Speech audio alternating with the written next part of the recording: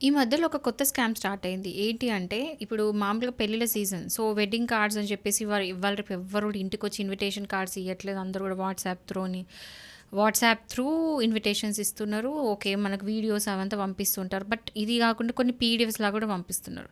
So, ఏమైతుందంటే ఆ PDFs రాగానే మన వాళ్ళే కదా! ఎవరో ఒకరు ఇన్విటేషన్ కార్డ్ పంపించారేమో అని చెప్పేసి మనకు టక్కున దాని లింక్ మీద కొడతాం. దానివల్ల ఏమైతుంది అంటే, ఆ లింక్ చేసేది ఒక స్కామర్. ఓకేనా? మీ మొత్తం ఫోన్ ఆ లింక్ మీద కొట్టగానే ఖతం మీ అకౌంట్ డీటెయిల్స్ అన్నీ వాళ్ళకెళ్ళిపోతే మీ అకౌంట్‌లో ఉన్న అమౌంట్ మొత్తం పోతది.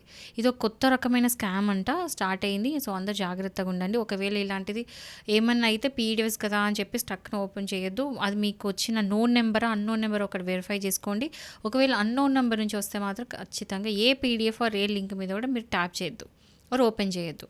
అండ్ ఒకవేళ కనుక ఇలాంటిదేమైనా జరిగితే మాత్రం మీరు ఇమ్మీడియేట్‌గా ఒక సైబర్ క్రైమ్ పోర్టల్‌కెళ్ళి cybercrime.gov.inకి వెళ్ళి కంప్లెయింట్ అనేది పెట్టొచ్చు. ఇది కాకుండా మీరెళ్ళి ఈ హెల్ప్ లైన్ యూజ్ చేసుకోవచ్చు 1930 ఆర్ ఇప్పుడు కొత్తగా ఒకటొచ్చింది. ఏంటంటే జీరో జీరో ఎఫ్ఐఆర్ అనేది వచ్చింది. అది ఏందంటే ఆన్‌లైన్ పోర్టల్‌కెళ్ళి మీరు కంప్లెయింట్ పెడితే ఆటోమేటిక్ ఎఫ్ఐఆర్ అయిపోతది. దానికోసం మీరు పోలీస్ స్టేషన్ కూడా వెళ్ళాల్సిన అవసరం ఉండదు. సో, ఇదంతా అయిపోయింది. స్కామ్ అయిపోయింది. ఈవెన్ మనీ కూడా పోయినాయి. అంతా అయిన తర్వాత ఇవన్నీ చేసిన తర్వాత వర్కౌట్ కాకపోతే వెళ్ళి కన్స్యూమర్ ప్రొటెక్షన్ యాక్ట్ కింద కన్స్యూమర్ ఫోరంలో కంప్లెయింట్ అనేది పెట్టుకోండి.